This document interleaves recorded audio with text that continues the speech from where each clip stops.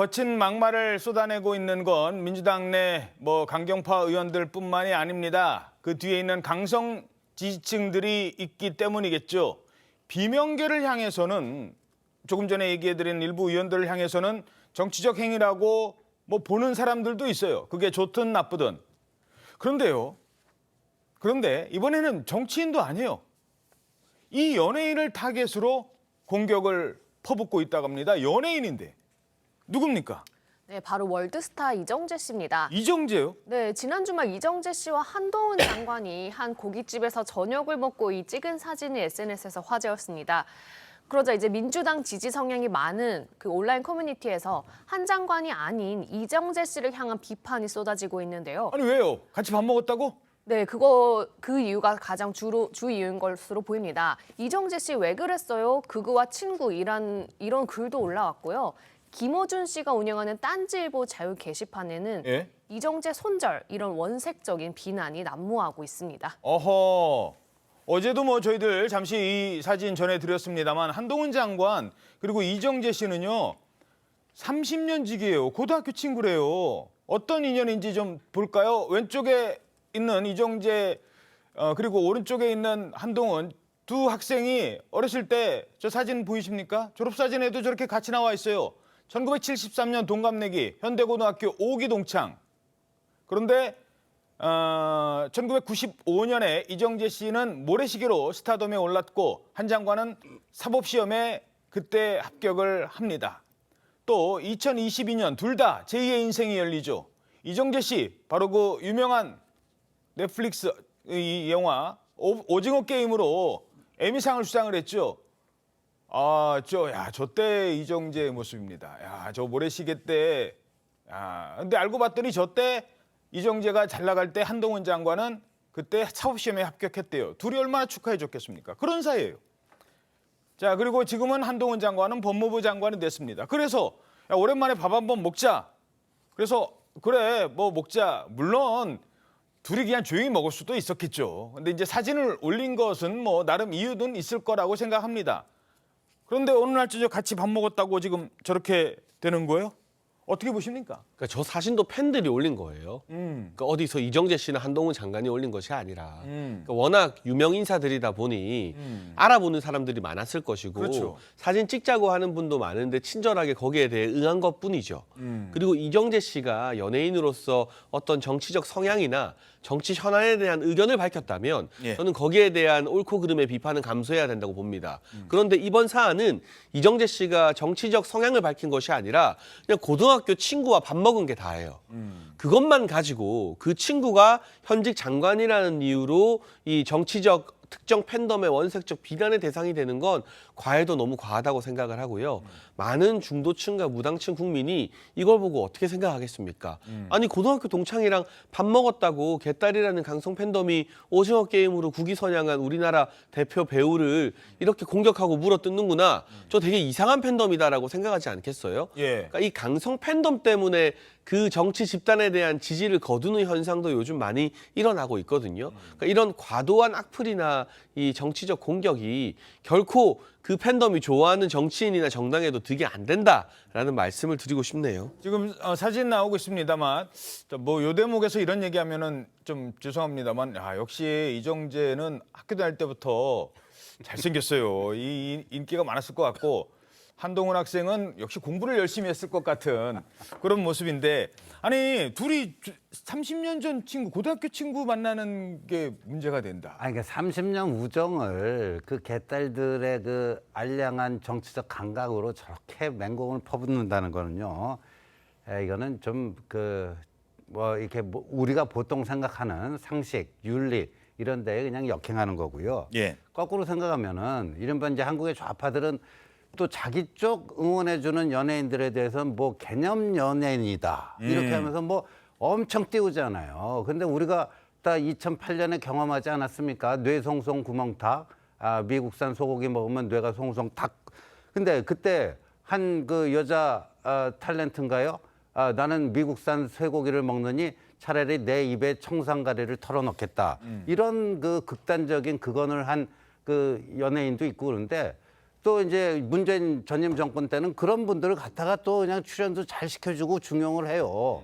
예. 근데 그게 다 새빨간 거짓말이고 터무니없는 얘기고 그런 게 다 드러났잖아요. 근데 그 해당 여 배우가 뭐 제대로 된 유감 표명이라도 한마디 했습니까? 근데 그러니까 이정재 씨는 그냥 밥 먹은 것뿐이에요. 나는 한동훈을 좋아한다 이런 얘기를 한 것도 아니에요. 아니고요. 공개적으로. 그렇죠. 예. 어떻게 보십니까? 예, 뭐 고등학교 친구끼리 지금 뭐 간만에 식사할 수 있죠. 그런데 저 사진 보고 저는 조금 약간 이상하다 생각을 했어요. 왜냐하면 이정재 씨가요. 2030 부산 엑스포 홍보대사예요. 아하. 저는 파리가 있는 줄 알았어요. 아하. 그래서 지금 유치 행사에 체계적인 배우잖아요. 예. 그래서 나 힘을 보태고 있는 줄 알았는데, 강남에서 밥 먹고 있다고? 저는 예. 왜 이 순간에 거기 있지? 이런 생각을 할 정도인데 좀 예. 의아했어요. 예. 근데 어쨌든 뭐 두 분 말씀도 저는 충분히 일리 있다고 보지만, 그러나 상당히 시기가 공교로운 시기라는 것이죠. 그래서 이 지금 한동훈 법무장관이니까 법률적 용어로 이야기하면 일종의 미필적 고의가 있던 것은 아니었을까. 고의로 해서 뭘 알리려고 하는 건 아니지만 우리가 좀 모이는 것이 그러니까 만나는 모습이 자연스럽게 알려지면 서로에게 도움이 되지 않을까라는 생각으로 만났을 가능성도 있다는 것이죠. 특히 한동훈 장관이 지금 본격적인 그 정치판의 등판을 해서 몸을 풀고 있는 상황이잖아요. 그건 누가 봐도 다 아는 상황인데 이런 상황에서 세계적인 인기를 갖고 있는 친구하고 만나는 모습 자체가 정치적으로 도움이 되는 건 사실이잖아요. 그런 예. 생각도 했을 가능성이 크다고 이야기하면 그게 뭐 대해서 한동훈 장관이 뭐라고 할까요? 예. 물론 뭐 여러 가지 이제 해석은 있을 수 있습니다. 사실 자유롭게. 뭐 특히 어제 주식시장에 이 두 분 만난 거를 가지고 특정 회사의 주가가 막 요동을 치기도 했대요. 뭐 그런 걸 보면 관심이 많은 건 사실입니다. 근데 만났다는 이유로 나는 손절한다? 저 배우가 내가 싫어하는 누구랑 만났다는 이유로 나는 싫어한다? 글쎄요. 여기에 대해서는 조금 생각해 볼 필요가 있다는 겁니다. 자, 이런 상황에서 이런 거친 막말을 제어해야 될 이재명 대표가 오히려 지금 앞으로 당권을 본인에게 더 확실한 이른바 그립감이라고 하죠. 강하게 밀고 나가려는, 강화하려는 방안을 추진하고 있다는 겁니다. 어떤 선택일까요? 들어보시죠. 우리 더불어민주당의 이제 대의원과 권리당원의 1인 1표제에 대한 열망이 매우 큰 건 사실인데 그 방향으로 가야 하긴 하겠지만 단번에 넘어서기는 어려운 벽이어서 한 걸음씩 이렇게 점진적으로 바꿔 나간다는 점들을 좀 이해하고 좀 용인해 주시면 좋겠습니다.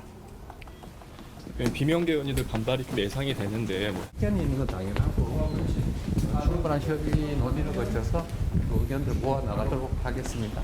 방송에서 뭐 논의하지 않고 먼저 이렇게 의견하시는 거에 대해서 좀 비판하는 목소리도 있는데. 자, 이제 비명계, 뭐 비명계선 비명계라 불러달라고 부르지 말고 뭐 혁신 이렇게 불러달라고 합니다만 어찌됐든 비명계, 친명계가 있다면 지금까지는 비명계가 우리 나가야 되나? 뭐 이상민 의원은 탈당 얘기하고 있고 또 지금 뭐 다른 모임 만들고 있고 하지만 크게 못 움직이고 있었어요. 근데 이제 친명계에서 이재명 대표가 움직이기 시작하는 것 같습니다. 그 대목입니다. 자, 오늘자 조선일보 보시겠습니다. 조선일보 신면 기사입니다. 야당, 민주당, 당원까지 고쳐서 개딸 권한 키웠다. 권리당원 표 반영 비율을 높였다는 겁니다. 자, 그러니까 지금 대의원 반영 비율을 확 낮추고 당원들 비율을 높인 거예요.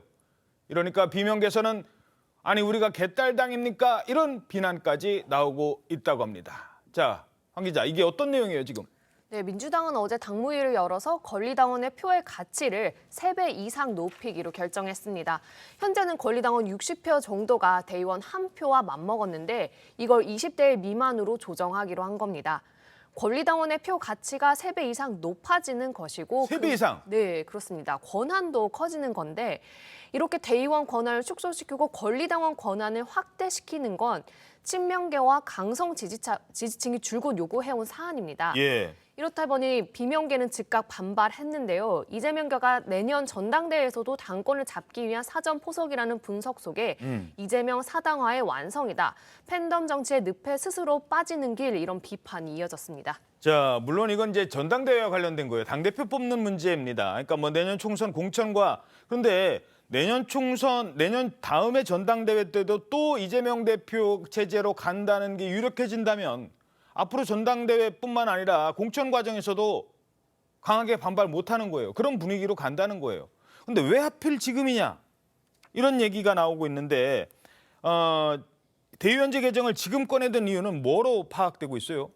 어떻게 지금 얘기가 나오고 있는 겁니까? 당내에서. 네, 지금 당내에서도 시기 논란이 계속 일어나고 있습니다. 전당대회는 이 대표 임기가 끝나는 내년 8월에야 열리는데 지금 투표 비율을 이렇게 조정하는 의도가 뭐냐는 겁니다. 이에 대해 공천이 목전에 있어 지도부의 반대 목소리를 내기 어려운 상황에서 당내 이견이 컸던 이 대의원제를 밀어붙였다 이런 지적도 나오고 있고요. 아하. 또 개딸 눈치가 보여서 누구도 그동안 반대하지 못하고 있다는 점을 노렸다는 얘기도 있습니다. 한 비명계 의원은요, 개딸들이 좋아하는 지금 최광욱 전 의원을 징계하면서 이런 대의원제를 바꾸면서 개딸 달래기에 나선 측면이 있다 이렇게 말하기도 했습니다. 예, 자 그렇다면 비명계 의원들 얘기 직접 들어보시죠. 조홍천 의원 그리고 김종민 의원입니다. 최근에 뭐 여러 가지 뭐 징계 문제라든가 그런 것 때문에 그 개딸들이 조금 화가 좀 났는데 그 좀 달래는 걸로 이렇게 이런 걸 하는 건지 모르겠습니다만은 내년 8월인가요? 그때니까 그때 가서 얘기하자. 일단은 잠복한 이슈로 알았는데 대표께서 뭐 밀린 숙제 좀 해야 되겠다고 이 이슈를 금요일 날 아마 꺼냈던 것 같아요. 밀린 숙제. 전당대회 룰 변경은 사실상 대의원제 폐지하겠다는 겁니다. 유튜브의 일부 목소리 그리고 뭐 당 팬덤 이런 거를 가지고 의사결정을 하겠다는 당내 민주주의를 포기하는 선언이다. 자, 이 얘기는 뭐 시청자 입장에서 조금 어려울 수도 있습니다. 왜냐하면은 뭐 당내의 권력 다툼이고 뭐 전당대회를 어떻게 뽑고 이런 내용이기 때문에 조금 쉽게 지금 이 포석을 어떻게 해석을 해야 될까요? 그러니까 뭐 우리가 보통 대선이나 총선이나 이런 큰 선거에서 그 선거를 이끄는 그 장수가요. 만약에 선거에서 패배하게 되면 보통 물러나는 게 이제까지 한국 정치의 상도였지 않습니까? 그런데 이재명 대표는 내년에 설령 민주당이 총선에서 패배하더라도 당권 장악은 계속해 나가겠다. 그런 의지의 표현이라고 봅니다. 예. 어떤 포석일지는 앞으로 진행되는 내용 살펴보도록 하겠습니다.